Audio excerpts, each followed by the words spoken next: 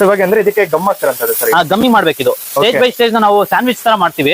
ಈಗ ಲೇಯರ್ಸ್ ಮೇಲೆ ಲೇಯರ್ಸ್ ಕುಣಿಸ್ಬೇಕಾದಾಗ ಗಮ್ಮಿ ಮಾಡ್ತೀವಿ ನಾವು. ಈಗ ಎಕ್ಸಾಂಪಲ್ ಈಗ ಒಂದ್ ಲೇಯರ್ ಫಸ್ಟ್ ಲೇಯರ್ ನ ಆಡ್ ಆನ್ ಮಾಡ್ತಾ ಇದೀವಿ ನಾವೀಗ.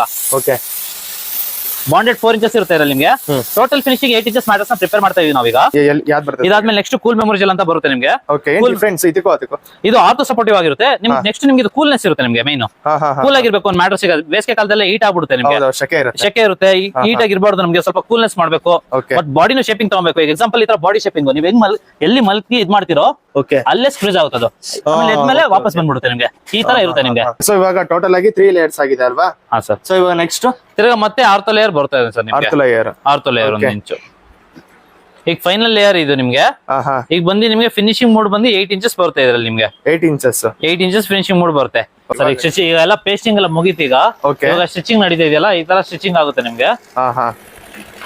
ಇದು ಲಾಸ್ಟ್ ಫೈನಲ್ ಸ್ಟೇಜ್ ಆಗಿರುತ್ತೆ ನಿಮ್ಗೆ ಸ್ಟಿಚಿಂಗ್. ಇದು ಫೈನಲ್ ಸ್ಟೇಜ್ ಬರುತ್ತೆ ನಿಮ್ಗೆ. ಇದು ನಿಮ್ಗೆ ಇಲ್ಲಿ ಇದುವರೆಗೂ ಒಂದು ಹಾಫ್ ಅನ್ ಅವರ್ ಆಗಿದೆ. 15 ಮಿನಿಟ್ಸ್ ಟೈಮ್ ಇದೆ ನಿಮ್ಗೆ ಇದು ಸ್ಟಿಚಿಂಗ್ ಹಾಕಿದ್ದು.